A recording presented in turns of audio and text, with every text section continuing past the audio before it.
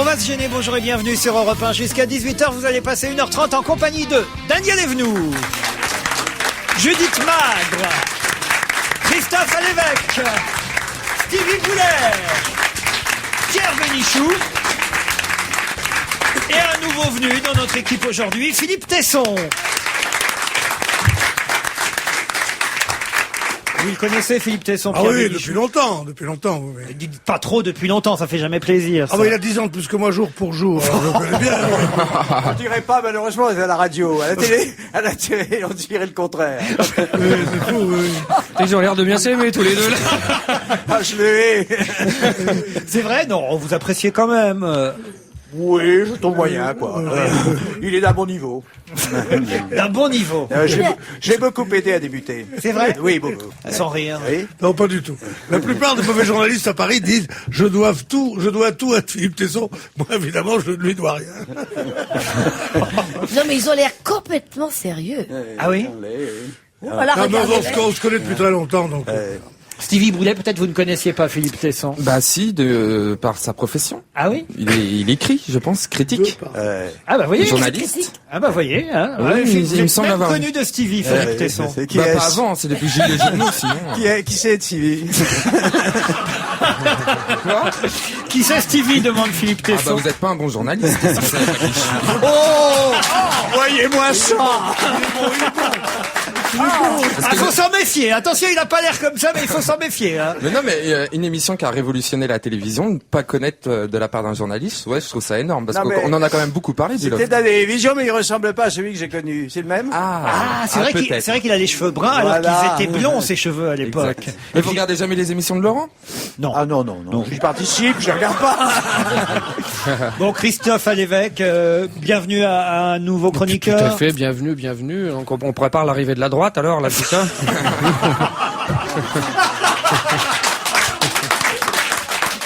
Oh, il est marqué à droite, Philippe Tesson? Bon, un petit peu là, c'est ce que j'ai cru comprendre.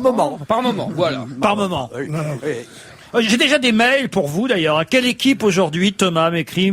On commence toujours par les mails des auditeurs dans cette émission. Et quelqu'un me dit, je pense que Pierre Bénichou va avoir du fil à retordre avec Philippe Tesson, qui ne manque pas de caractère. Ah, tu J'attends vois le match avec impatience. C'est Thomas. Vous voyez. On a déjà eu des matchs.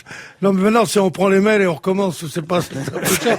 Mais j'ai déjà ferraillé avec Philippe Tesson dans des émissions de Pollack, de Michel Cotta, dans d'autres trucs comme ça. On s'est amusé. Est-ce qu'on pourrait tirer le micro de Philippe Tesson, voilà, vers lui? Ce serait beaucoup mieux. Merci. Bon, Je suis obligé de là, ils savent plus où est le micro, hein. Oh, j'ai pas besoin Oh, de... l'hospital J'ai qui pas se fout de besoin la de micro. charité, là, Pierre. Je voudrais en tout cas passer le bonjour à tout le monde, tous les chroniqueurs, me disait Thomas dans le même mail. Bravo pour cette composition d'émission improbable. Stevie en même temps que Daniel Evenou, que Christophe Alévèque, que Pierre Bénichou, que Philippe Tesson et que Judith Magre. Judith qui reçoit un mail aussi très sympathique de la part de Pénélope. C'est toujours un immense plaisir d'entendre Judith Magre dans votre émission. Son rire illumine votre studio. Mais la voir sur scène est encore mieux, un pur bonheur. Cette grande dame sait vous raconter des histoires d'hommes avec gourmandise, jubilation, émotion, ironie, charmeuse, ensorceleuse, virevoltante. Elle est magnifique dans son spectacle. Courez-y. Relâche un peu. C'est moi qui ai envoyé le mail. Ah, c'est vous? Vous appelez Pénélope maintenant. Ulysse, moi. Ah, Ulysse, bon. C'est bien ça, c'est quelqu'un qui est venu Bah, vous je voir, trouve ça Judith, formidable, à la oui. Pépinière Opéra. Oui. Oui, c'est bien. C'est à quelle heure à la Pépinière Opéra? Profitez-en, c'est le moment. Oui, bah alors c'est à 9h, ça dure jusqu'à 10h15. Jusqu'à présent, ça marche, mais rien n'est jamais gagné, rien n'est jamais perdu non plus. On verra. Ça parle de quoi? Ça parle des hommes. Ah. C'est une bonne femme, moi. Stevie voudrait reprendre le rôle. C'est possible, Judith? Oh bah oui, parce qu'à un moment, j'ai un petit passage où je dis que je suis déguisée comme une drag queen. Et Oh bah merci, après Queenie, je suis une drag queen. Hein. T'as fait dans le pudding avec toi. Hein. Oh, merci. Oh Stevie, tu sais bien que je t'aime.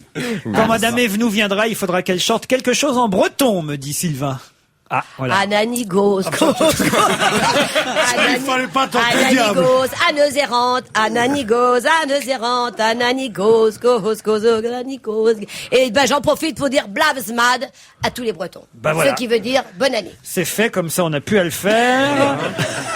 J'ai parlé breton avant de parler français. Ah, quel casting de rêve cet après-midi. Merci d'avoir invité Philippe Tesson, libre penseur. Bien sûr, dans On va se gêner, il sera comme un poisson dans l'eau, mais qu'il se méfie, me dit Claudius. Il faut qu'il connaisse bien toutes les personnes présentes autour de cette table. D'abord, face à lui, il y aura Judith Magre, une constellation lointaine, mystérieuse, qui ignore tout des technologies modernes, Internet, interphone et autres MP3. Il faut lui parler lentement et bien articulé. La débile. Daniel Evenou, ensuite, une planète bigoudaine, où on a retrouvé une forme de vie. Impossible pourtant de communiquer avec son habitante, car nul ne connaît ce langage curieux où les syllabes et les mots s'entrechoquent. Une certitude, pour parler, ça, elle parle. Christophe Alévèque, lui, c'est de l'antimatière à lui tout seul, de l'anti-tout d'ailleurs. Là-haut, à mon avis, il y a que du gaz. Pierre Bénichou, c'est plus compliqué. Lui, c'est la galaxie du bordel. Ça bouillonne là-dedans. Il y a un foutoir pas croyable. Ça part dans tous les sens. C'est un peu la voie lactée qu'on aurait mis dans la machine à laver. C'est incontrôlable. Et enfin, Stevie, c'est plus simple. C'est le trou noir de l'intelligence. Ah bah sûrement, il a Non, mais raison. à part ça, c'est quand même pas mal écrit, ces papiers. À part ça, je veux dire Stevie,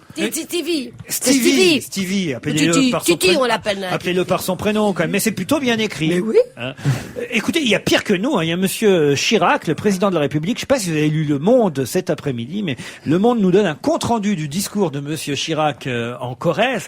C'est terrible. Il n'arrivait pas à prononcer un mot, manifestement. Il y a un papier signé Béatrice Guret, qui était l'envoyée spéciale du Monde à Tulle. Il y avait quelques échos ce matin dans la presse, mais on nous donnait pas le détail. Et Le Monde reprend mot par mot, point par point, tous les lapsus du président là-bas à Tulle, à côté de son épouse Bernadette, et face à Monsieur Hollande, qui est le député du coin.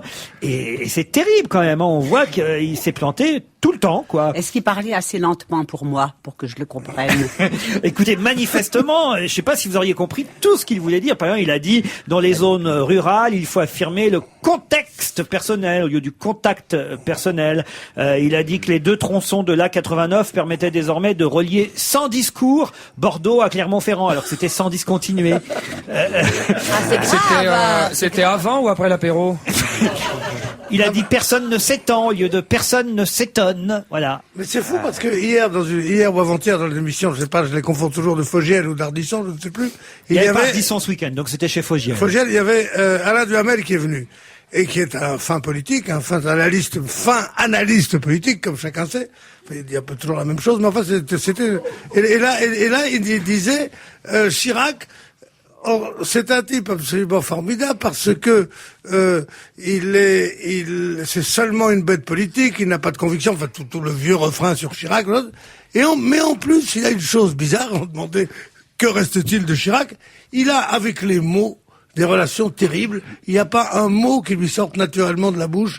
Il se trompe chaque fois sur son... Donc on se demande, le mystère de Chirac est toujours aussi fort, et encore plus fort, puisque on sait qu'il n'a pas de conviction. On sait qu'il n'a pas de grande continuité dans ses promesses à tenir, etc. Et en plus, il n'est pas non plus un orateur. Alors qu'est-ce qu'il est? Daniel, c'est ton frère à Boulogne.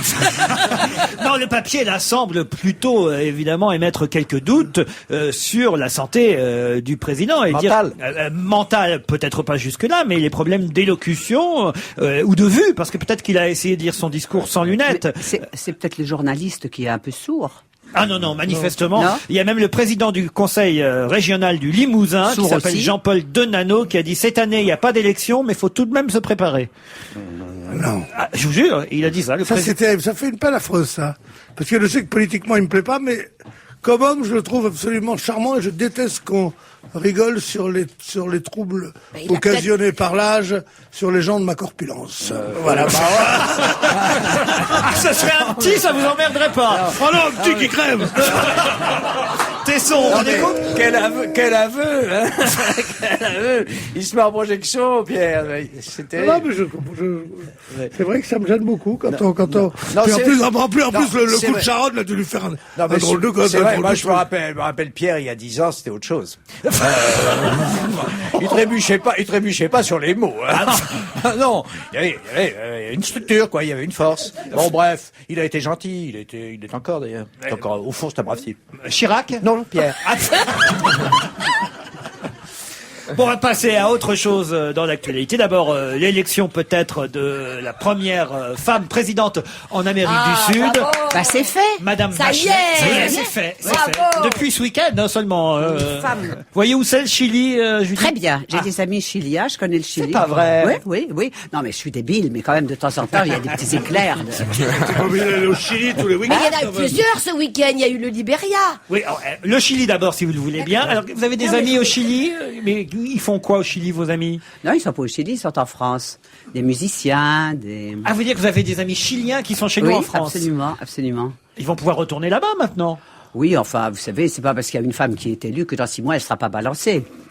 Oui, les autres. enfin, on peut quand même encore aller au Chili. Oui. Oui. Non, mais c'est vrai. Oui, on c'est peut vrai aller que ça au fait un Chili. moment qu'on peut y aller parce que Bah, oui. on nous parle beaucoup de cette élection. Même et- sous Pinochet, on pouvait y aller. Non, il y a 8 ans Pas que les si on amis, était il y a chiliens. 8 ans que les amis de Pas Tesson si ne on sont était plus au chiliens. pouvoir. Toi, tu t'es conseillé de Pinochet uniquement pour les tortures ou seulement pour l'idéologie? Non. Uniquement pour l'idéologie. Moi, je suis un intellectuel. Hein. Elle a l'air plutôt sympathique, cette candidate, maintenant présidente, Madame Bachelet. Et en tout cas, on peut dire ce qu'on veut. Ségolène Royal a eu du nez en allant la soutenir sur place. Et de parce ne pas que- aller à Jarnac, elle a eu du nez, c'est vrai. Oui, parce que Mitterrand, il y a peu de chances qu'il redevienne président par rapport à Madame Bachelet. Hein. Il y en a un qui est toujours partout d'ailleurs, c'est Jack Lang. Il y était, Ah, et il Jack y est Lang. encore. Et il déjeunait même à côté de la présidente. Oui. Mais hier. lui, c'était prévu. Hein. Lui, c'était prévu. Et c'est Ségolène qui s'est inscrite avant Jack Lang. Il est allé de sa propre initiative. Mais il était prévu que Jack Lang irait au moment d'élection. Eh oui. Et elle l'a pris de court. Et elle est déjà Elle est rentrée forte. et elle sera aux 20h de France 2 ce soir, chez, avec David Pujadas. chez David Pujadas. Alors, est-ce que Elle c'est est vraiment, je voudrais interroger enfin un analyste politique qui est, attendez, Tesson, j'oublie toujours, j'écorche toujours son nom. Tesson, qui est, est-ce que vous croyez qu'il est possible que ce soit un coup monté d'Hollande et des autres d'avoir fait venir cette candidature de Ségolène Royal pour disqualifier les trois autres, à savoir Fabius Strauss-Kahn et Jack Lang, par exemple, et qu'à la fin, aucun ne s'impose, et que à ce moment-là, Monsieur Hollande et comme le maire de Paris, Delanoë, puissent faire un appel à Jospin.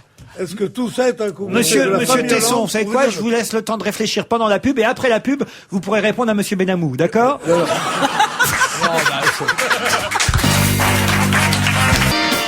On va se gêner avec Bénichou, Tesson, Evenou, Magre, Stevie, à l'évêque. Écoutez, Ségolène ou pas Ségolène, chez nous, en tout cas, les femmes prennent le pouvoir dans le monde. C'est ce que la presse résume ce matin en titre de nombreux articles. Fin novembre, quand même, souvenez-vous, en Europe, c'était Angela Merkel pour ce qui est de l'Allemagne. Et là, on a une présidente au Chili. On nous montre la présidente finlandaise. C'est la même chose aux Philippines, en Irlande. C'est vrai aussi au Liberia. C'était important aussi. C'était une première fois en Afrique. En Lettonie aussi, on a une présidente, ça je l'ignorais, mais une présidente lettonne. Ça va changer les choses, vous pensez? Bah, comme ça, elles seront occupées, comme ça les hommes auront le temps de s'occuper de nous. Alors que ça veut dire quoi tout ça? T'as pas Ça d'homme veut qui dire- s'occupe de toi? Mais si, mais ça veut dire que s'il y a plein de femmes qui prennent le pouvoir et qui s'occupent à des trucs que moi je trouve pas intéressants du tout, eh bien les hommes, ils auront qu'à... Oui, mais ça fait jamais qu'un homme de plus sur le marché. Mais oui, mais si toutes les femmes s'y mettent, les Oui, hommes, c'est ils vrai. vont... Bon, enfin, Ah, mais moi, bref. j'ai toujours été fasciné, et personne ne m'a donné une explication plausible de cela, du fait que ce sont dans les pays souvent les plus machistes et les moins évolués à l'occidental, enfin je veux dire, où il y a une pseudo-égalité entre hommes et femmes, que les femmes arrivent à la candidature numéro 1, à la magistrature suprême. C'est que c'est quand même inouï, parce que vous n'allez pas me dire quand même qu'au Libéria, on soit plus libre qu'en Hollande. En Hollande, c'est pas une femme qui est Premier ministre. Et en France, c'est pas une femme qui est présidente de la République. La femme de Hollande, c'est Ségolène, justement. Non, mais ça, Non, ça mérite pas, franchement. je ne crois pas qu'il y ait une logique dans tout cela. C'est très bizarre. C'est important quand même de dire, parce qu'il y a la petite précision qu'il fallait ce matin dans Libération, de dire qu'attention, c'est pas la seule femme la seule femme à avoir été au pouvoir en Amérique du Sud. D'abord, il y a eu l'Argentine, Madame Perón, qui a succédé à son époux, mais effectivement, elle n'avait pas été élue, contrairement à la présidente du Chili. Elle a été tellement aimée dans Cry for Me, Argentina. Je pensais pas que même ça vous alliez chanter. Là, c'est obligado, Porte-Maillot. Non, vraiment, Pierre. Est-ce que vous savez pourquoi Obligado ne s'appelle plus Obligado? Non. Eh bien, moi, je vais vous le dire. Je m'en vais vous le dire. Sans augmentation du prix des consommations. Du prix des consommations, je l'ai appris au cours d'un voyage que j'effectuais à I avec le président Chirac, dans le Mercantour, tu vois, dans le truc. On était là, et tout d'un coup, il dit, je leur rends quand même leur drapeau. C'est quoi leur drapeau? C'était le drapeau que Napoléon III avait pris à la bataille d'Obligado, où les Argentins avaient été écrasés, humiliés. Il a rendu ce drapeau.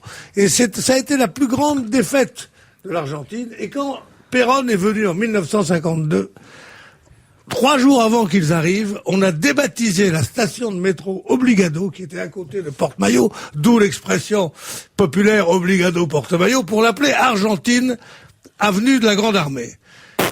Eh bien, voyez, vous en apprenez des trucs. Et donc, Obligado, c'était le nom de cette bataille, parce que c'est une bataille que nous avons gagnée sous Napoléon III contre les Argentins. Prenez vos cahiers, Il n'y avait pas le métro à l'époque. Pardon? Il n'y avait pas le métro à l'époque. Stevie, vous saviez Il tout n'y a ce que... plus qu'à vérifier l'information. Stevie, vous saviez tout ce que dit Pierre? Non, pourtant j'habite à côté de la Porte-Maillot, mais non, ça je ne savais pas. En revanche, je savais qu'avant le concours de Lafayette, c'était le ministère de l'Intérieur. Oui, ça n'a aucun rapport, ça. Non, mais je savais que ça. Moi, j'aime bien les vieux journalistes comme Benny Machin, parce que ils ont toujours Une anecdote, vous voulez une bonne anecdote? histoire Mais est-ce que vous n'avez pas racontée, connu un Porte-Maillot à Luna Park à l'époque? Il n'était pas un des philosophes de Queneau dans Pierrot, mon ami, non? Ferrino, c'est gagné. Il faut quand même aussi signaler qu'il y a eu 2 autres présidentes élues, mais, nous précise Libération ce matin, elles ne sont pas sud-américaines, mais centra-américaines, au Nicaragua, et la présidente du Panama aussi, qui a des femmes, voilà. Ah, c'est elle qui porte le chapeau? Oh non. Non, elle est bonne. Non, c'est elle. Non. Bon, elle est un peu Et vous savez facile. d'où vient l'expression « elle porte le chapeau » Eh ben, c'était un mec qui vivait à Panama. Alors, il y a une info plus intéressante peut-être pour revenir à la politique intérieure, parce qu'on en a parlé déjà, on a évoqué cette affaire vendredi dernier, c'est l'histoire de cet intrus qui a visité le journal Le Parisien, vous savez, pour réclamer l'édition du journal dans laquelle on nous détaillait toute l'histoire de la réconciliation entre Nicolas Sarkozy et Cécilia, journal dans lequel aussi il y avait l'interview de Monsieur Balkany, ami du couple, qui racontait comment cette réconciliation avait pu avoir lieu, et on se rappelle donc, Le Monde en avait parlé, Le Parisien, Libé, qu'un homme s'était introduit vers minuit dans le journal Le Parisien et avait réclamé le journal avant même qu'il soit quasi imprimé. Heureusement, le rédacteur en chef sur place, à ce moment-là, n'a pas donné le journal, il lui a donné une fois seulement que les journaux étaient publiés. Et le type est reparti avec, mais on se demandait qui ça pouvait bien être. Il s'était présenté comme étant du ministère de l'Intérieur. Aujourd'hui, Libération nous explique que cet intrus, en fait, venait de chez Balkany lui-même. Le garde du corps de Balkany. Le garde du corps de Balkany, qui voulait savoir exactement si les propos de son patron, en fait, n'avaient pas été trop modifiés, parce que, entre-temps, Monsieur Sarkozy s'était montré un peu furieux que son ami Balkany ait tout raconté aux Parisiens sur la réconciliation. C'est ça, en 2 mots. En 2 mots, c'est ça, oui. Mais enfin, quand même, faut être fou pour envoyer son garde du corps dans un journal pour réclamer l'article, non? Ça se faisait beaucoup autrefois. Ah oui? Ah bah oui, ça se faisait sous Pinochet. énormément jusque dans les années. Pierre doit se rappeler, jusque dans les années 60-70. Oh non, c'est arrêté en 29. Ça se faisait derrière. Mais moi, je crois à autre chose. Hein. Oui. J'ai pas. Enfin, c'est bon l'information de Libération. Il y a sûrement beaucoup de vrai là-dedans. Je crois moi que c'est plutôt. Si j'ai bien compris d'ailleurs le dessous de l'affaire, c'est l'entourage de Sarkozy a été informé que Balkany avait un peu déconné sur l'affaire parce qu'il en a quand même beaucoup dit, hein, Balkany. Eh oui. C'était fantastique. D'ailleurs, chapeau. Panama, aux journalistes du Parisien, qui avait, tu vois, l'histoire. journaliste du Parisien qui avait révélé la chose, parce que c'était une formidable interview. Je crois que c'est plutôt Sarkozy, moi, qui a envoyé un de ses agents, un de ses flics, pour avoir les preuves au Parisien libéré, pour vérifier le plus vite Et possible. maintenant, il dit que c'était le garde du corps de Balkany. Moi, je crois que c'est plutôt ça, parce que le type s'est présenté avec une carte de policier, hein, avec une Oui, carte mais tricolore. carte bleu, blanc, rouge, n'importe qui en a. Au petit Parisien, ils disent, oh, pardon. Parce que le journal, c'est d'abord appelé Le Petit Parisien. À la Libération, ça a été, comme c'est un journal qui avait collaboré un Même peu. moi, j'ai connu le Parisien libéré. Alors, Après, vous ça a savez. été le Parisien libéré, et maintenant, c'est le Parisien tout court. Oui. Et demain, ça s'appellera Aujourd'hui. Oui, absolument. C'est déjà. Toujours, il faut toujours appeler demain Aujourd'hui. C'est ça le journalisme. Sans ça, c'est les croissants de la veille. Bon, alors, quelqu'un qui n'en revient pas des années qui passent, puisqu'on parle d'un temps bien lointain grâce au nom que portait le Parisien avant. Alors ça, cette info-là, je l'ai trouvée justement dans le Parisien ce matin, et ça m'épate. C'est quelqu'un qui a retrouvé sa voiture 37 ans après le vol. Ça, c'est quand même une belle histoire. Une Chevrolet Corvette décapotable qui datait de 68. Elle avait disparu en janvier 69. La propriétaire de ce véhicule s'est égarée dans le quartier du Queens, à New York. Et les douanes viennent de découvrir en novembre dernier, lors d'une inspection d'un conteneur, la voiture en question. Quand même, donc, 37 ans après le vol de cette voiture, la propriétaire va donc pouvoir récupérer sa Oui. Corvette, Et- Oui, qui est mais devenue une voiture collection. forcément, elle marchera moins bien, maintenant. Mais peut-être que dedans, il y avait son carnet de rendez-vous. Comment ça? Bah, elle avait sûrement ses papiers, un sac à main, peut-être dedans. Elle va retrouver tout son passé. Ça, C'est peut-être pas, fabuleux. hein. J'imagine qu'en 37 ans, il y a quand même du monde qui est passé dedans, hein, Dans la dame. dans la Corvette. Il est passé dessus. Il est passé dessus. Qui est passé dessus, oui. Je vois pas d'ailleurs ce que c'est qu'une Chevrolet Corvette, mais c'est immense. C'est Chevrolet fabuleux, Corvette, c'est ça. fabuleux. Pierre a bien connu. C'est oui. fantastique. C'est des voitures. Ça vaut une fortune d'ailleurs maintenant une La Chevrolet voiture dans laquelle Corvette. Alain Delon est descendu au Festival de Cannes la Bien sûr, première fois. Elles avaient des couleurs, vert pâle, rose bonbon. C'est pour ça que Laurent dit que absolument maintenant, c'est une formidable. voiture de collection. Ah ben, je suis pas Bah, bien sûr. Vous imaginez retrouver une voiture 37 ans plus tard? Ça doit être affreux. Elle a passé cette Elle te voiture pendant reconnaît plus, 37 elle te ans. reconnaît plus. Oui. Tu dis bonjour Corvette, c'est moi, c'est Pierrot. Elle te dit oh mais qui Là qui parle à sa êtes-vous, bagnole monsieur maintenant. Qui êtes-vous monsieur? Je ne vous connais pas. Il aura vieilli. Bah oui. Bonjour Pierre. Allez, on se retrouve après la pub, tout de suite. Il nous reste à peine 2 minutes. Alors, je voudrais revenir, avant le flash de 17h, donc je voudrais revenir sur cette info concernant la Chevrolet Corvette que cette dame a récupérée 37 ans après le vol. Est-ce qu'elle doit rembourser l'assurance qui, j'imagine, à l'époque, si elle était assurée, avait dû lui rembourser sa voiture puisqu'elle n'avait jamais été retrouvée? C'est qu'il y a un délai. Au bout d'un moment, on vous paye la voiture à l'Argus. Mais est-ce que ça existait en 68? Je suis pas sûr, mais... Non, mais il doit sûrement y avoir une clause stipulant qu'au bout d'un trop longtemps, la voiture n'a plus de valeur et que l'assurance doit la payer, j'imagine. Non, mais l'Argus existait déjà à l'époque. Ça, alors. Ah oui? Ah oui, moi, je me souviens. Bon, comment donc? En toute logique, bien sûr qu'elle doit rembourser, c'est évident. Mais elle a reçu une somme qui est inférieure à la valeur de la voiture aujourd'hui. C'est ça, Oui. c'est ça. Moi, je crois pas qu'elle doive rembourser parce qu'il doit y avoir un délai au-delà duquel tous ces accords ne jouent plus. En revanche, si elle pouvait rendre les 40 000 francs qu'elle a touché pour sa voiture, alors que celle-ci vaut maintenant au prix de la voiture de collection 10 fois plus ou 20 fois plus, elle doit être ravie. Mais seulement la compagnie d'assurance doit la prendre et la vendre aux enchères si elle est encore en état. Enfin, tout ça, il faut que je voie le véhicule. Je peux rien vous dire.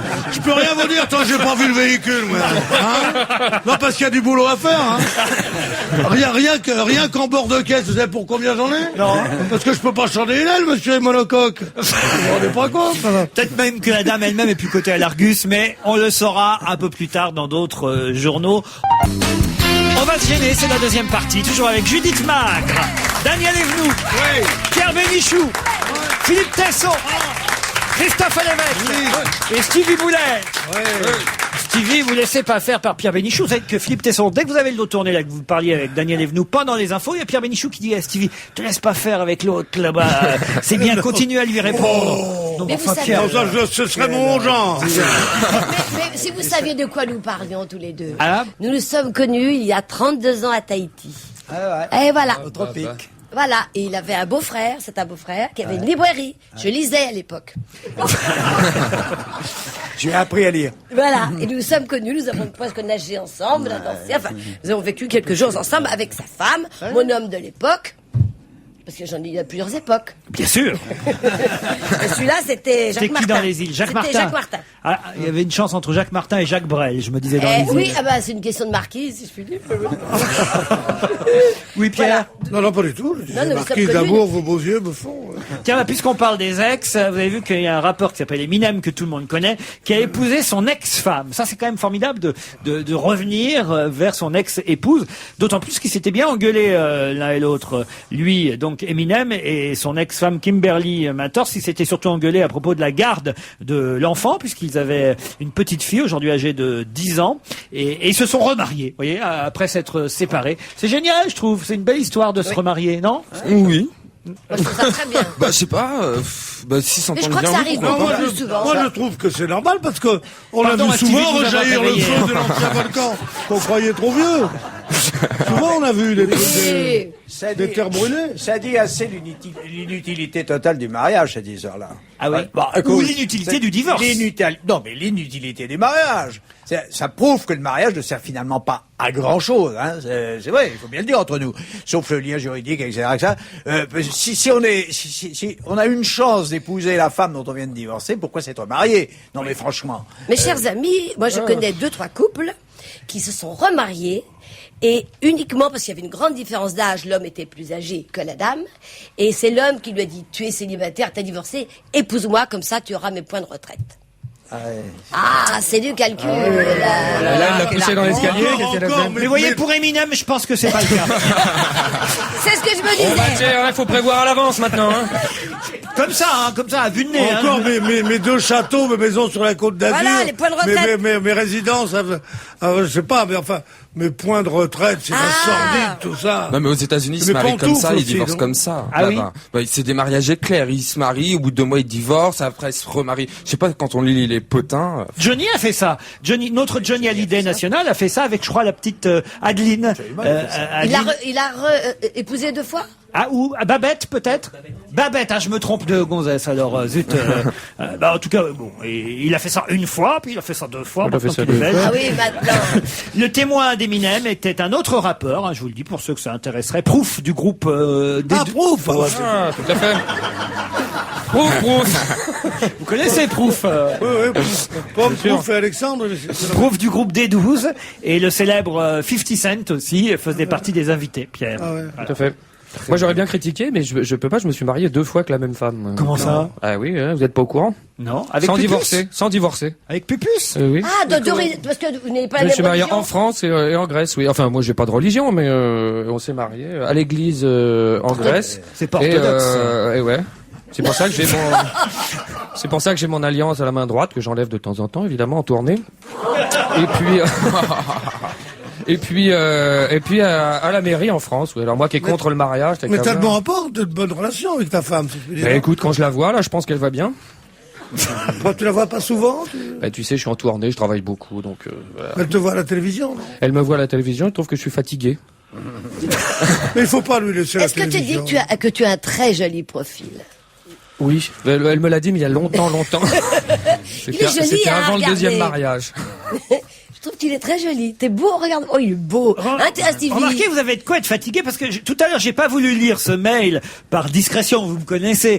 Bien sûr, tu m'étonnes. Et puis, comme vous m'y poussez, Mais, j'ai sais bien que c'est des Christophe, conneries. c'est Séverine et Anne qui me disent qu'elles ont réalisé un fantasme vendredi dernier en vous rencontrant en chair et en os. Oui, nous parlions bien de fantasme, me disent Séverine et Anne, car même dans nos rêves les plus fous, nous n'aurions osé imaginer que vous alliez nous faire le coup de la panne sur l'autoroute. Voilà, nous sommes sûrement en train de faire des jalouses, mais bon, tant pis. Nos excuses à votre femme, Christophe. 2 moustiquettes de l'entrepôt de Mulhouse. Voilà. je ne connais même pas cet endroit. Je ne vois pas de quoi vous parlez. Séverine et Anne. Je ne suis pas en voiture. Et ton mail, tu peux te le carrer où je pense. Voilà. C'est qui ces 2 jeunes filles? Je n'ai aucune idée. Oh, tu penses? Mais non. Oh là là, t'es un peu comme Pinocchio. T'as le nez qui remue quand tu Ouais, manges. ouais, ouais, Ton je- joli profil s'allonge. Non. Voilà. Ok. Sujet suivant. Mais non, c'est des fantasmes. Peut-être que vous êtes simplement pris 2 jeunes filles en stop. Non. Pas en stop. Non, mais il y a rien. Je veux dire, voilà, il y a rien de très grave dans ce mail. Elles, Absolument rien. elles disent pas qu'elles vous ont fait quoi que ce soit. Elles disent qu'elles vous ont vu en vrai. Voilà, c'est tout. Voilà, exactement. Bon. Hein, dans une voiture de C'est très près. peut-être pas très grave, mais je serais sa femme, putain, dis donc. Bah, surtout s'il Si lui elle a avait, si elle a un peu d'honneur, elle le vire, ce et s'il con. lui avait dit que, honteux, s'il lui avait ça. dit qu'il était à Rouen. Bien sûr. Non, ça, elle devait savoir quand même qu'il était à Mulhouse, j'imagine. Ah, tout à fait, oui, bien Et sûr. tu y étais réellement? À Mulhouse, où ça? Dans vos histoires d'hommes, Judith Magre, à la Pépinière Opéra, il y a des histoires d'adultère, de choses comme ça? Non, il y a des histoires qui arrivent un peu à tout le monde, de gens qui larguent, qui se font larguer, qui sont seuls, qui sont plus seuls, qui pleurent, qui rient. Oui. Vous êtes seul en scène à raconter ces histoires d'hommes, signé Mais je suis avec un contrebassiste. J'allais vous le dire. Mauricio Romero. C'est signé Xavier Duringer. Mais alors, qu'est-ce qu'il fait le contrebassiste? Il joue de la contrebasse, vous allez me répondre. Il me regarde et je joue. Il vous regarde. Vous avez payé un mec pour qu'il vous regarde. Non, mais il joue. Et puis, il couvre un peu ma voix quand je chante de petites chansons. Ah, parce que vous chantez? Oui. Ah! Et des chansons originales ou des chansons Originales. connues du pâte du... Non, originales. Tu les connais pas encore. Mais quand tu les auras Et là, vous entendues, nous en chanteriez une, par exemple? on va couvrir la voix. Faut donner envie aux auditeurs de venir vous voir à la Pépinière. Alors, qu'est-ce que vous chantez? Non, mais je vais pas vous chanter. Mais si tu veux pas la chanter à nous, chante-la a cappella. Entre autres, Là, elle est drôle, là. Tiens. Et c'était Celle-là, Pierre Bénichou. Celle-là, tu peux pas dire qu'elle est pas rigolote, celle-là. Pierre, j'ai honte, franchement. Là, Non, j'ai mais tu honte. n'as pas à avoir honte. Tu Non, mais peux pas avoir honte. Tu vas te taire une seconde. Oui, chérie. Non, on peut pas. Non, mais il y en a une. Je raconte que je suis la femme boa. La femme boa, et alors ça donne quoi? Je suis la femme boa qui boit, etc. Et non, mais je vais pas vous Si, un chanter. peu, Arrête-toi. Arrête de me parle pas comme ça. Oh. Ah oui, personne n'ose. Tu m'énerves. Tu es folle, ma chérie. Non, mais il y a deux. Oui, je le dis parce qu'autrement il sera très très fâché contre moi et que je l'aime beaucoup. Il y a Michel Didim qui m'a mis en scène. Michel Didim. Oui. Voilà. Oui. C'est joli comme nom. Tu le connais pas? Non. Ça fait Tu jamais. connais pas Michel Didim? Ça fait jamais. De nom, mais de Non, vue, mais non. attends. Ça fait jamais que 5 paires Attends, de ça va collants. lui faire Hein. plaisir. Michel Didim, tu le connais pas, Michel Didim? Ouh là là là. Si, mais je l'ai jamais vu. À quel âge? On l'appelle pas comme ça dans le métier, Michel, 5 paires de collants? Non, c'est le milieu du Tiens, théâtre, ça me donne madame, une monsieur. idée. Non, on l'a Non, jamais non. appelé comme ça. Ah ben voilà, à partir de maintenant, vous pourrez, grâce à moi, l'appeler comme ça. D'accord. Vous voulez Ça, temps de je faire vais lui marrer servir. tout le bistrot, tu vois, tu dirais.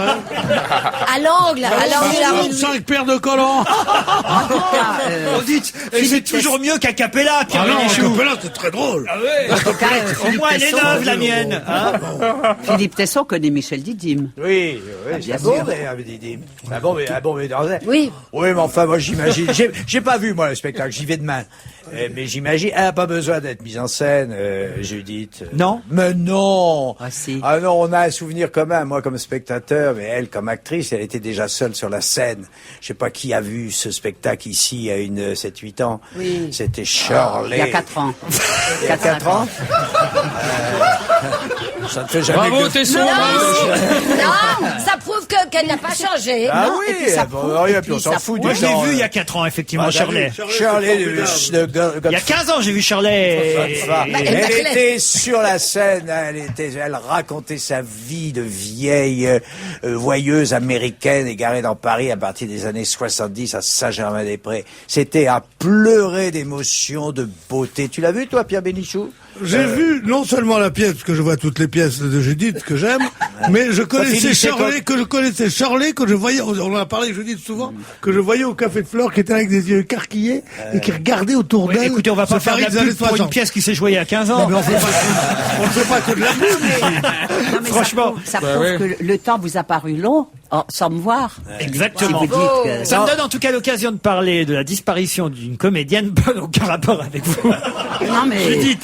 Mais alors, elle a une bio incroyable, vous avez dû lire ça dans Shirley le- Winters, c'est pas ça, Exactement, Shelley Winters. Ah Et alors, bon je connaissais pas bien, moi, je dois dire. Effectivement, quand je vois les photos, ça me resitue un peu l'actrice américaine qui a quand même obtenu 2 Oscars. Et elle était la femme de Vittorio Gassman. Ah ben alors, elle a eu un nombre incroyable d'amants. Elle a eu Pourtant, un elle est nombre Marabelle. incroyable d'amants, elle a eu un nombre incroyable de rôles, et surtout, elle a eu un parcours qui ne se voit qu'en Amérique, c'est qu'elle a fini sa vie mariée avec Gassman, après avoir été pratiquement la deuxième patronne de l'acteur studio, c'est-à-dire ce qui a plus un télo dans le théâtre en Amérique, alors qu'elle avait commencé, comme on fait toutes ces filles-là, comme Marilyn, comme les autres, comme une petite pin-up, comme une fille qui était là, qui était une starlette à gros seins, donc qu'on mettait toujours dans le film, et qui a fait une carrière formidable. C'est comme si aujourd'hui, je sais pas, moi, qui deviendrait Maria Cazares, quoi. En France, c'est vraiment où on nous joue les putes, c'est Loana qui deviendrait Maria Cazares. Exactement. C'est possible, alors. Non, mais c'est extraordinaire, ce genre. Et c'est pour ça que nous avons beaucoup à apprendre du showbiz américain. Parce qu'il n'y a pas de barrière. Et même Tesson, qui est mon ennemi, dira que j'ai raison, n'est-ce pas? Il n'a pas complètement tort. Ah non, mais elle a eu quand même à son tableau de chasse Errol Flynn, Sean Connery, Burt Lancaster. Donc quand même. Faut dire qu'elle était pas farouche comme Gonzès non plus, hein. Elle est décédée à 84 ans et effectivement, elle a joué dans Lolita de Kubrick. C'est la mère dans Lolita, attention. C'est la mère à Lolita. Évidemment, elle avait plus l'âge de jouer Lolita, ou alors c'est que c'était vraiment une nouvelle version. Elle a joué avec Robert Mitchum aussi, et Mitchum disait qu'elle était insupportable sur les tournages, et il a eu cette phrase, Robert Mitchum: essayer d'argumenter avec Shelley Winters, c'est comme essayer d'avoir une conversation avec un essaim de guêpe. Elle devait pas être facile quand même. Hein. Et il a dit aussi, parce qu'il avait mis en scène le seul film que c'est Charles Laughton qui avait mis en scène La Nuit du chasseur, je crois. La Nuit du chasseur, et c'est un salopard qui est un prêtre et qui tue, qui est joué par Mitchum. Il a dit: je comprends j'ai compris les pulsions meurtrières de mon personnage quand j'ai vu Shelley Winters sur le plateau. Tellement elle était emmerdante. Oui, puis elle picolait très sec. Bon, elle picolait comme tout le monde. Bon, d'accord. Quand elle avait soif, elle buvait un coup, je veux dire. Hein? C'était pas non plus, elle était pas mannequin, ça fait moins peur. Hein. Elle buvait quand elle avait soif. Vous êtes capable de me dire pour quel film elle a eu ses 2 Oscars? Bien sûr. Allons-y. Bah non, je le dirai après la publicité. C'est pas l'heure de la pub. J'avais une chance de tomber. Elle a eu un Oscar pour le journal d'Anne Frank, où elle jouait une épouse négligée, et un autre pour Patch of Blue, où elle faisait la femme un peu acariâtre d'une jeune aveugle. La mère, pardon, pas la femme, la mère d'une jeune aveugle. Il y a un mot que je ne connais pas, vous voyez, j'avoue mon ignorance. Dans le papier de Philippe Garnier, très bien écrit dans Libération, on dit d'elle: elle n'a jamais cessé de jouer malgré ses caroncules et son tour de taille. C'est quoi les caroncules? Ah bah la caroncule, c'est un truc... Alors attends. Alors, attends, cherchons. Je ne connais pas. Après la pub. Alors, Philippe Tesson, vous qui êtes un un écrivain, critique, journaliste. Caroncule, cherchons d'où ça vient. Une caroncule, j'ai une excroissance de chair placée au mauvais endroit. Dans le... Qu'est-ce qu'on appelle un mauvais endroit? Bah, ça, c'est à chacun de choisir son On va mauvais vérifier. endroit. Amenez-moi un dico Oui, pour que je sache. c'est comme une petite queue au-dessus de l'anus. Qu'est-ce qu'elle raconte? Mais c'est des hémorroïdes, ça. Mais ce serait joli. Je veux bien que ce soit cela, mais je vois pas en quoi cette chose-là pour empêcher de jouer les rôles du répertoire. Mais elle peut être petite, la petite queue, mais c'est joli. Elle n'a jamais cessé de jouer malgré ses caroncules et son tour de taille. Et j'ai pas eu le temps ce matin de prendre mon dico, mais C'est peut-être les seins. c'est ça. Elle aurait 3. Elle aurait 3 seins, non. Un au milieu. Moi, On va vérifier tout de suite caroncule et on vous dira ça après la pub. Mais avant, je voudrais aussi dire qu'elle a joué dans L'Aventure du Poséidon. C'est ce fameux film catastrophe qui a eu un énorme succès bien longtemps avant Titanic. Hein. On a tous vu ce film catastrophe, Les Aventures du Poséidon. Et là, elle jouait une nageuse, alors qu'elle commençait déjà à avoir, elle commençait à être en nage elle-même. Et elle dit, j'ai joué une nageuse parce que dans l'eau, j'avais l'air plus mince. Coquette, hein, quand même. Mais elle avait raison. Cette La seule actrice française dont elle se rapprocherait un peu, c'était Simone Signoret. Si Simone Signoret avait continué dans le côté flamboyant des années 50. Oui, oui. Simone Signoret qui avait des caroncules elle aussi. Hein. Oh, mais ça... Et d'ailleurs, Montand disait, elle a des caroncules. Et Simone, elle est caroncule. C'est pas...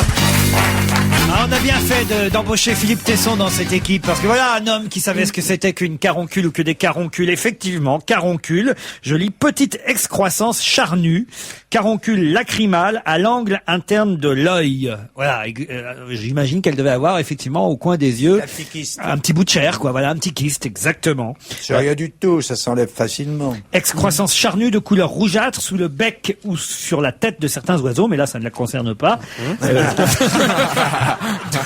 Donc effectivement, c'est quand on a un petit point là, comme une sorte de petite. ça Ouais, doit kiff, il a raison, Philippe Ah, Tesson. ouais. Ah, c'est pas vous qui auriez répondu ça, hein, Bénichou. non, alors là, Alors là, hein, ça doit être alors là, emmerdant. j'étais- ça doit être j'avais emmerdant, zéro, ça, là, quand même, s'il y avait eu à l'examen. Hein, voilà. C'est une culture de base. De base. Pierre Bénichou, mais c'est tout, quoi. Ça s'arrête là. Que de la para. Le reste, c'est de la frime. Il a bien fait le tour du personnage, quand même, en peu de temps. Pierre, vous laissez pas faire, enfin. Vas-y, réponds, tiens, si t'as des carocules. Je veux pas trop m'abaisser à pactiser avec ce type.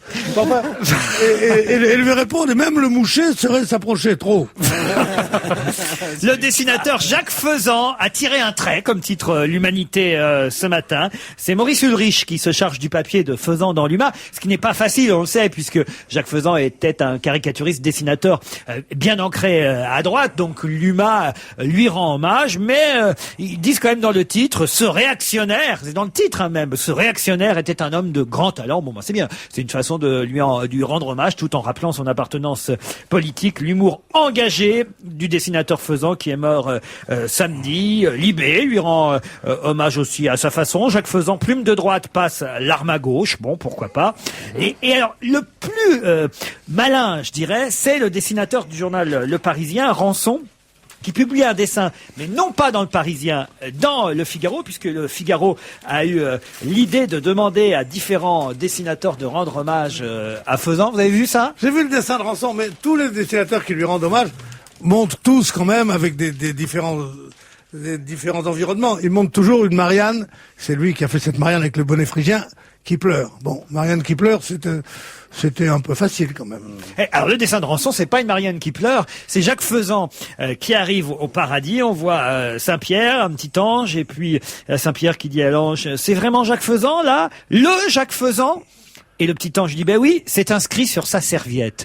Et ça, seuls les initiés et les dessinateurs peuvent comprendre le message subliminal de ce dessin, parce que les vrais dessinateurs ont longtemps reproché à Jacques Faisan que il ne caricaturait pas si bien les hommes politiques, à ce C'est point. le dernier qui a fait encore ça. À ce point qu'il était obligé de mettre le nom sur la serviette que les hommes politiques portaient. Et donc, c'est un dernier coup de pied de Rançon à Jacques Faisan quand il fait venir Jacques Faisan au paradis avec une serviette marquée Jacques Faisan dessus et Saint-Pierre qui fait, bah oui, c'est inscrit sur la serviette. C'est une petite vacherie que seuls les dessinateurs entre eux peuvent comprendre. C'était pas un caricaturiste, Faisan. Au oui. sens propre du mot. Il caricaturait pas, effectivement, il portraiturait pas, donc il pouvait pas caricaturer. C'était davantage on peut dire un éditorialiste. On l'a dit d'ailleurs, c'est Jean d'Ormesson qui a dit un éditorialiste. Bon, c'est un éditorialiste un peu mou, quoi, gentil, pas corrosif, hein, pas méchant.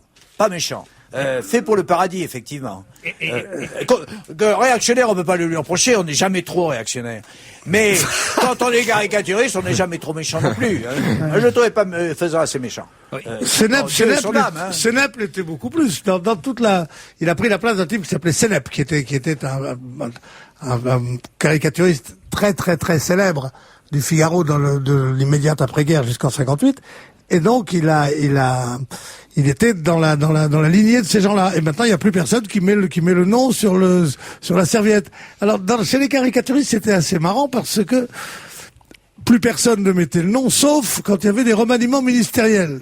Oui. C'est-à-dire que on mettait De Gaulle, Pompidou, puis on mettait pas leur nom sur une serviette. On se souvenait d'eux. Tandis que quand on arrivait à Monsieur Guémard ou un Monsieur Dupont que personne ne connaissait, on était bien obligé pour dire qui c'était de mettre le nom sur la serviette. Moi, ça me ravissait quand je voyais ça en me disant tiens, on en revient aux pratiques de 1920. Bon, autre titre évidemment beaucoup plus utilisé à propos de sa mort. Jacques Faisan a cassé sa pipe. C'était un peu attendu, mais c'est vrai que c'était un grand fumeur de pipe. Le vieux monsieur à la pipe ne commentera plus l'actualité. Nous, on va continuer à le faire, mais après la pub. On va se gêner toujours avec Judith Magre, Daniel Evenou, Stevie Boulet, Pierre Bénichou, Philippe Tesson, Christophe Alévèque Et alors la polémique du jour, elle tourne autour du Dakar, et évidemment à cause des 3 morts, dont surtout les 2 enfants, parce qu'après tout, le motard, lui, il connaissait les risques d'une candidature sur le Dakar, même si le pauvre s'était rendu à la compétition au dernier moment, puisque il avait remplacé un pilote qui finalement avait décidé de ne pas partir. Mais les 2 enfants, eux, évidemment écrasés sur le passage de l'épreuve, n'avaient rien demandé. Alors on lit tout et son contraire dans la presse ce matin. C'est la vraie polémique du jour. Accentué évidemment par les propos du vainqueur du Dakar, Luc Alphand, qui a été un peu maladroit, faut bien dire. Bon, c'est vrai que les journalistes ont un peu aussi modifié ses propos, particulièrement le JDD qui a titré hier « Ça va pas gâcher mon bonheur ». Alors évidemment, quand on voit ça en gros titre, et puis quand on lit évidemment l'interview, on se rend compte qu'il n'a pas vraiment prononcé cette phrase « Ça va pas gâcher mon bonheur ». On lui dit « Savourez-vous, malgré tout votre victoire ?» Et Luc Alphand répond « On n'a pas du tout la même vision des choses. Vous de là-haut avec un gros titre, le Dakar tue, et moi qui sors de ma bagnole où on s'est défoncé tous les jours à faire 800 bornes avec les efforts que ça représente toute l'année pour s'entraîner, pour développer les voitures. Alors oui, je le dis, je suis heureux d'être là et d'avoir gagné cette course, même s'il faut avoir une pensée pour tout ce qui s'est passé. Ça ne va pas gâcher ce que je ressens, ce que j'ai accompli. Et ça donne le titre, ça ne va pas gâcher mon bonheur. Pour moi, il a le mérite de la sincérité. Et voilà. Il est plus sincère que les organisateurs qui versent des larmes de crocodile. Absolument. Voilà. Absolument. Il y en a marre de ces larmes de crocodile, où on interdit le Dakar. Ceux dont je suis partisan, parce que je trouve que c'est odieux d'aller aux choses, où on le fait, mais on va pas pleurnicher tout le temps en disant oui, mais regardez, qu'est-ce qu'il faut? La question reste posée, c'est le grand débat, c'est la polémique. Non, ils nous emmerdent. Où on le laisse, ou on le laisse pas. Moi, je crois qu'il faut pas le laisser, parce que pour des raisons, d'abord de danger, et de morale, et si vous voulez que le tiers-monde nous prenne toujours pour des assassins, des salopards, vous n'avez qu'à continuer à faire des trucs comme ça, où on va leur montrer nos 4x4 et nos bidons d'essence et de crème chantilly. Là-bas, je trouve ça honteux, Pierre, et atroce. Tu as raison, si vous voulez le faire, alors ne versez plus des larmes de crocodile. On sait que la vitesse est un facteur d'accident épouvantable. Et ce que je regrette dans ce Paris-Dakar, c'est qu'il n'y a pas de limite de vitesse, sauf dans les villages. Limiter la vitesse dans le désert. Pas limiter la vitesse dans un rallye. Moi, je fais C'est-à-dire beaucoup que de rallyes. limiter la vitesse dans une course, c'est un peu con. Il y a que Jean Alési qui le faisait, mais... Non. Il le faisait naturellement, lui. Tu vois, Là, ils sont fatigués parce qu'ils n'ont plus droit au GPS. Ah, je suis désolé. Non, moi, je fais beaucoup de rallyes. Je fais un rallye très difficile, le rallye féminin, basé sur la navigation, le rallye des gazelles. Eh bien, on a arrivé. Mais c'est toi qui... c'est beaucoup plus dur. C'est toi qui conduis? Oui, parce que c'est ce qu'il y a de plus facile. Le plus dur, c'est celui qui a le roadbook, le compas, et c'est celui qui doit tracer où on va. Là, maintenant, avant, ils se suivaient. Maintenant, vous les avez pas vus à la télévision? Oh, je suis crevé. Il faut prendre un roadbook, il faut prendre un compas. Ben oui, ils n'ont plus droit au GPS. Mais dès qu'ils savent où ils vont, ils tuent. On se voit, c'est pas grave. Il y a des bronzés, il y a des noirs. Nous, le rallye des gazelles, mais je suis... pas entendu, c'est pas grave, il y a des bronzés, quoi. Mais c'est pour ça que je me moque. Ah bon? Mais nous, dans ce rallye, la vitesse est une chose interdite. C'est où ça? C'est dans tout le sud-est marocain, nous l'avons même fait en Mauritanie. Mais c'est sérieux. Et la jeune femme qui vient de se casser le bassin, en évitant un enfant, je l'ai déjà croisé, elle a fait le rallye des gazelles. Et elle a eu elle dit, je préfère avoir le bassin cassé plutôt que d'avoir toute ma vie eu sur la tête la mort. Et elle a fait le rallye des gazelles, elle pourrait vous en parler. Ça ne vous empêche pas d'aller vite dans des Elle va faire le rallye des gazelles qui boitent maintenant. Et ça veut dire que vous pourriez faire le Dakar, c'est ça votre prochaine étape, Daniel, alors? Non, parce que la vitesse, c'est pas mon truc. La vitesse, c'est une chose trop dangereuse. Il y a de la jugeote dans les rallyes. Il faut aussi savoir où on va maintenant qu'ils n'ont plus de GPS. Moi, je suis prête à refaire le rallye des gazelles, tenez pour vous. Non, mais qu'un peuple tout entier, je lance une annonce. Triomphant, du dénier conspiré qu'on a mort de Est-ce qu'il y a une femme européenne qui veut partir avec moi? Non, mais je vais vous dire un truc. Non, je vais vous dire non, il y a personne. On fera tant à part. Mais pourquoi? Je conduis très bien. J'ai appris chez Beltoise. Je conduis mal dans Paris, c'est vrai. Mais dès qu'il y a du sable, je m'éclate. Et des cailloux. Mais il me faut une bonne navigatrice. Conduisez sur les quais pendant Paris-Plage et puis n'emmerdez personne. Il n'y a pas grand monde. Voilà. Non, Je cherche une navigatrice. Voilà, alors toi, tu es pour le maintien du le président du Sénégal mais lui-même. avec vitesse limitée. Oui, parce qu'il n'y a pas que la course de vitesse. Maintenant, on leur demande de savoir où ils vont. Non, mais alors quel est l'enjeu si c'est pas d'arriver le premier? Mais si c'est arrivé le premier, mais il y a d'autres choses. Celui, par exemple, nous, c'est celle qui dépense le moins d'essence et qui... Ah, c'est un rallye. Qui rentre à l'heure pour faire à manger à son mari. Qui a trouvé la solution de la devinette cachée derrière le pot qu'il fallait trouver derrière l'arbre. Nous, on est hors piste. On n'a pas le droit de traverser le village et d'écraser. Puis il y a des rébus. Mais c'est vrai. Bien sûr. Mais il y a des rallyes où il y a des ébus. Chez eux, il y a des rébus. Alors il y a des Ça petits veut dire- dessins. Et puis oui, c'est celui c'est qui vrai. trouve le rébus qui a gagné. Hein? Non, c'est pas Où tout est à fait ça. caché- où est Ce caché sont- le chien oui, du chasseur? Peut-être même si elles sont sages que l'année prochaine il y aura des sudoku. Ce C'est sont la des mode. contrôles de passage. Les petites balises dont vous parlez. La petite balai, je l'ai laissée à la maison. Bah faites-le. Faites-le. Le président du Sénégal, lui, dit qu'il est pour que le Dakar Bah, bien continue sûr. dans ce Mais pays. bon, Et sa femme Des aussi. fêtes, elle- parce qu'ils sont tous La contents, pub, parce qu'il y a des pognon. fêtes sur le Eh parcours. oui. Bah, évidemment, lui, ça doit lui rapporter du fric. Oh non. Tu crois pas? Tu peux pas dire ça d'un président. Ah bon? Il a épousé Non, une non, femme non. blanche. Oh, non, il a épousé une femme Femme blanche. blanche, hein. D'où elle est? Normande. Ça me fait penser dans les courses de trot, dans les... Normande de Besançon, nous contredisez pas. Ah, mais le public est de plus en plus difficile, hein. On a le droit de placer la Normandie où on veut. Normande de Besançon. Voilà. Bon bah, qui a dit d'ailleurs de Besançon? Madame. Non mais qui a dit en Normandie? C'est vous qui avez dit. Voilà, bah bravo alors Tesson. Sur les caroncules, très bien, mais alors sur la Normandie, Ah, je connais pas bien la géographie, moi. bah dans le Doubs, abstiens-toi. Et c'est Oh Et c'est près de Dakar, Besançon, non? C'est pas loin de Dakar. Non, il y a quand même, par exemple, le journaliste de France Soir qui a suivi le Dakar, Alexandre Herbinet, qui écrit ce matin, parce que lui, il est favorable à ce que la course, évidemment, continue. Il écrit, pour résumer, dans la vie, les gens meurent, Dakar ou pas. On apprécie d'ailleurs la virulence avec laquelle certains s'émeuvent de ce drame, les mêmes, sans doute, qui regardent l'Afrique se mourir de la tragédie du sida, sans réagir plus que cela devant l'apathie occidentale pour fournir aux populations les médicaments adaptés. En gros, il dit, c'est pas deux gosses qui ont été écrasés avec tous les gosses qu'on laisse mourir toute l'année pour d'autres raisons qui vont... C'est pas une raison. Et c'est son argument. L'argument foireux, ça. Non, excuse-moi. Je ne fais que citer François. C'est pour sauver les gosses du sida qu'il les tue avec son 4x4, que ça veut dire ça? Je pense que ça sera plutôt les 34 milliards de dollars que donnera Bill Gates pour les enfants du sida qui feront quelque chose. Non, il y a mais pas- c'est vrai, il a raison. Il a raison. Il y a longtemps que Stevie n'avait pas prononcé des chiffres dans cette émission. Ouais, c'est énorme. Stevie connaît les chiffres par cœur, ça je dois dire. Bah ouais, je retiens.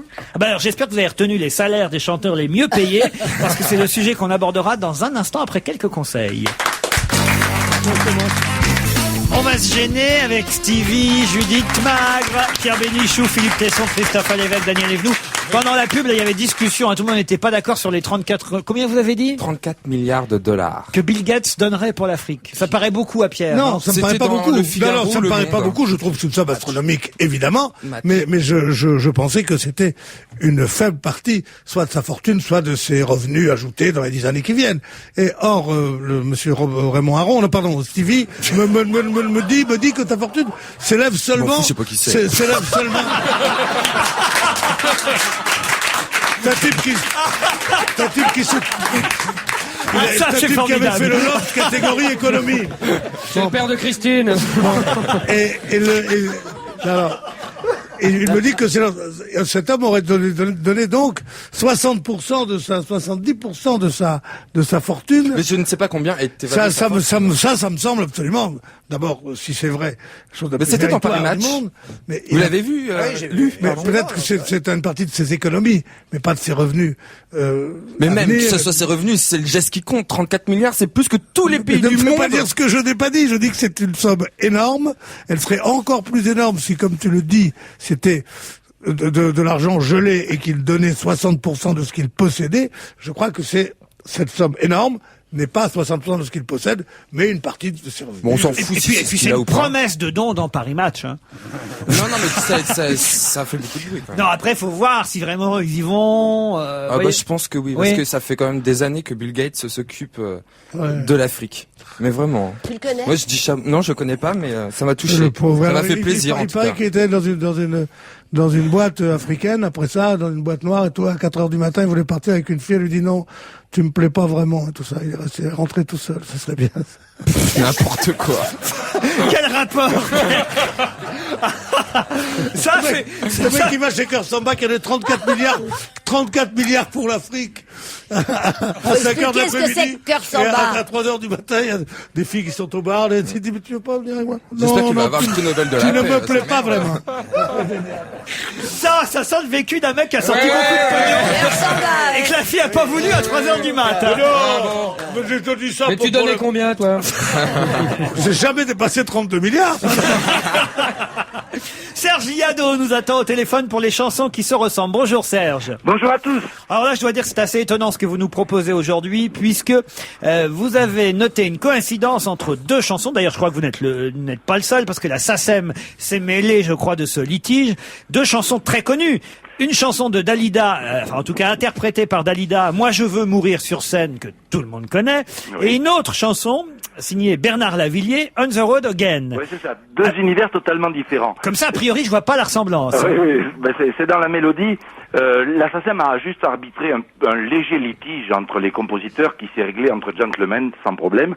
Mais c'est vrai qu'il y a eu une sorte de malentendu. On a eu l'impression que Lavillier s'était un petit peu inspiré de la mélodie du couplet de Mourir sur scène, qui date de 1983, pour écrire le couplet de On the Road Again, qui lui date de 1988. Dalida et Bernard Lavillier, ce qui ne s'était jamais fait, maintenant sur Europe 1.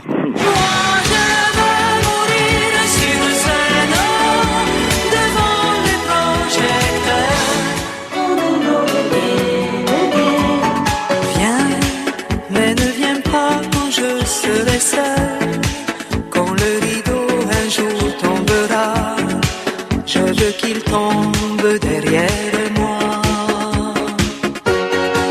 Nous étions jeunes à l'âge des feux, on dit joyeux, insolent et beau.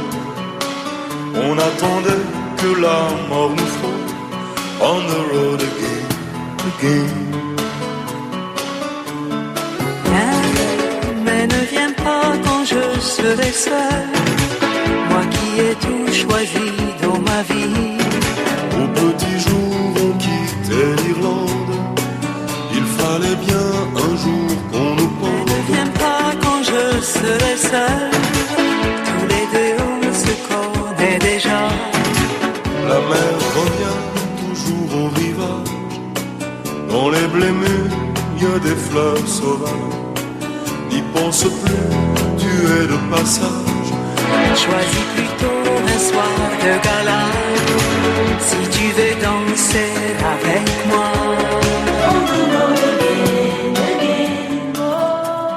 On n'était pas convaincus au départ et finalement,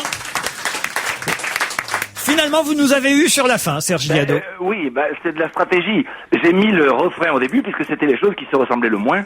Et puis vers la fin, j'ai mis ce qui se ressemblait le plus. Parfait, vous avez bien fait, Serge Liado. Même Pierre Bénichou ici Ah non, présent. moi je trouve que c'est la meilleure que vous ayez faite.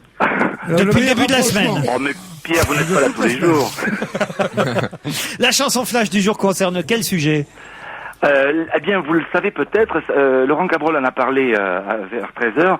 La chanson de Plastique Bertrand, Ça plane pour moi, a été choisie pour illustrer le clip publicitaire de Coca-Cola à destination de l'Asie du Sud-Est.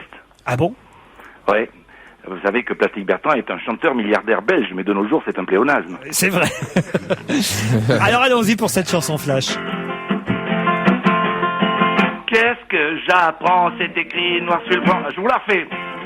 On est en direct, Serge, on peut pas couper. C'est écrit noir sur blanc dans le journal. La firme Coca-Cola, pour sa campagne en Asie du Sud-Est, a choisi comme musique publicitaire. Ça plane pour moi. Plastique Bertrand est surpris, il paraît qu'il en est resté sans voix, mais ça n'a pas d'importance car sur le disque c'est pas la sienne qu'on entend. Parce que c'est pas lui qui chante. Coca-Cola finalement a appliqué ce qu'avait dit Patrick Lelay, car les paroles de cette chanson, incontestablement, ça vous laisse complètement le cerveau disponible. Bravo Serge Liado, non c'est bien. En direct, c'est une performance. On se retrouve demain à la même heure. C'était Serge Liado, un des chanteurs français les moins payés. Et maintenant, passons aux chanteurs les mieux payés. Alors, Le Figaro Écho publie aujourd'hui le classement de ces chanteurs les plus payés en France. C'est Johnny qui est en tête avant de passer en Belgique. Maintenant, on comprend mieux pourquoi.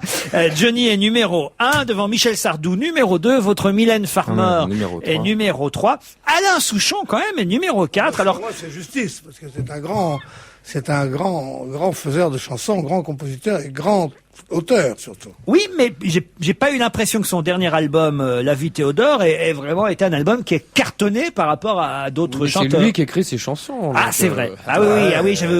J'avais pas pensé à ça. Par rapport à Sardou, Hallyday et Mylène Farmer. Ah, Sardou, Mylène Farmer, elle écrit ses textes. Mylène Farmer, elle écrit ses textes. Oui. Et elle compose aussi la musique, parfois. C'est elle qui écrit.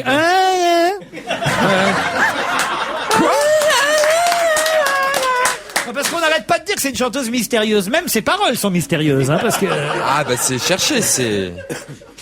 Alors, en 5, il y a quand même, ça c'est formidable, parce qu'il débarque dans la chanson française Raphaël, avec sa chanson La Caravane. Raphaël.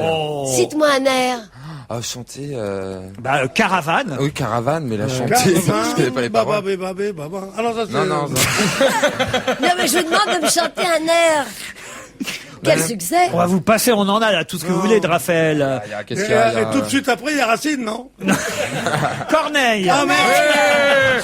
Je me gourde C'est donc toujours, Monsieur moi. Acapella.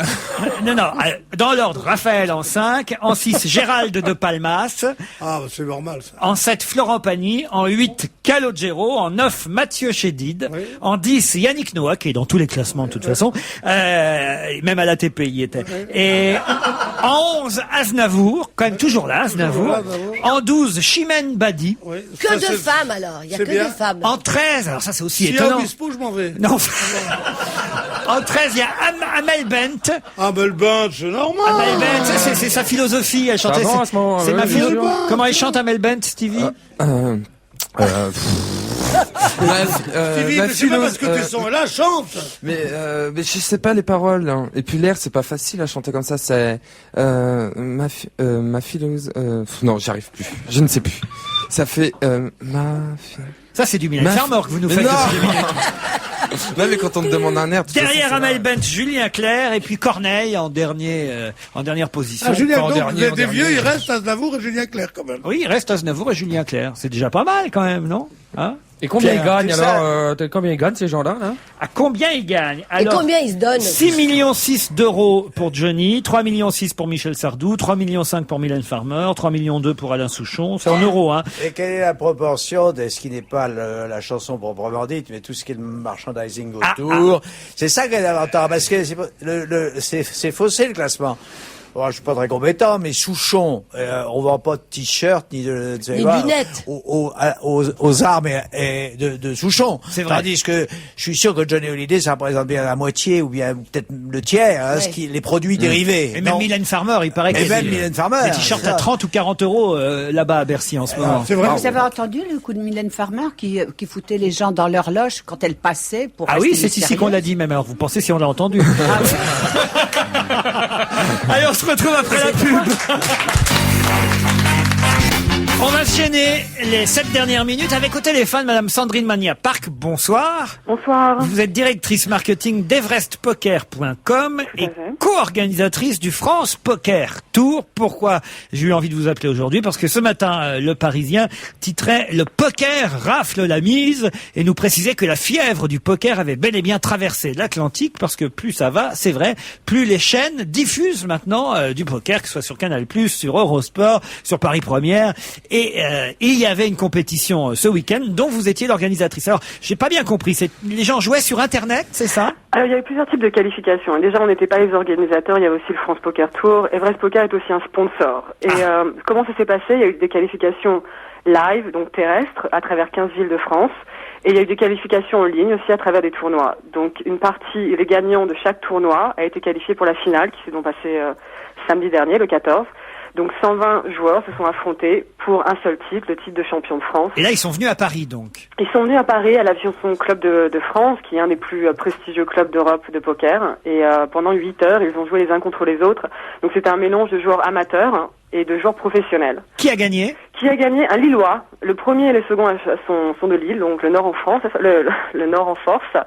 Et son nom, je voudrais pas le Johan Müller-Meister. Johan Müller-Meister. Voilà. Et il y a eu des people, comme on dit maintenant, qui ont été dans les premières places, dans les 10 premiers. Il y a eu un joueur connu qui s'appelle Pascal Perrault, je sais pas si vous le connaissez, qui a fini 17e. Patrick Bruel n'était pas là.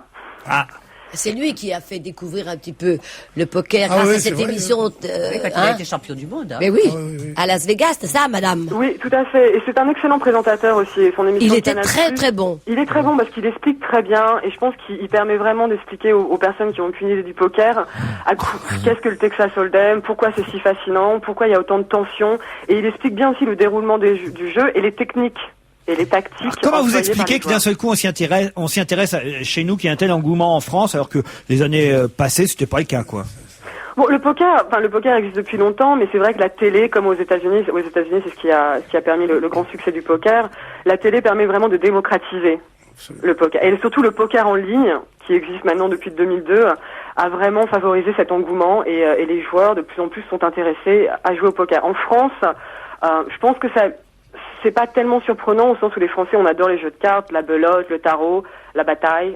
Moi, le rami, c'est le rami. Le rami, moi aussi, j'étais très fan. Moi aussi, j'adore le rami, mais on peut jouer au rami poker aussi. Alors moi, j'ai l'impression, je crois que il s'est passé exactement pour le poker ce qui s'est passé pour le tennis. Le fait de le voir à la télévision a fait naître des vocations, les gens ont pu jouer chez eux, ont pu essayer de comprendre, et surtout, les gens jouent tous bien maintenant. En un an de poker à la télévision, les gens jouent bien. Vous vous souvenez, je sais pas si les plus âgés ici se souviendront, nos auditeurs se souviendront comment, quand on voyait des gens jouer au tennis il y a 25 ans, ils avaient des gestes ridicules, ils faisaient les moulinets pour faire le service qui était affreux, tandis que maintenant, tout le monde a un beau style, tout le monde joue bien. Enfin, il y a des gens plus ou moins forts parce que ils ont, le meilleur des professeurs, c'est le petit écran.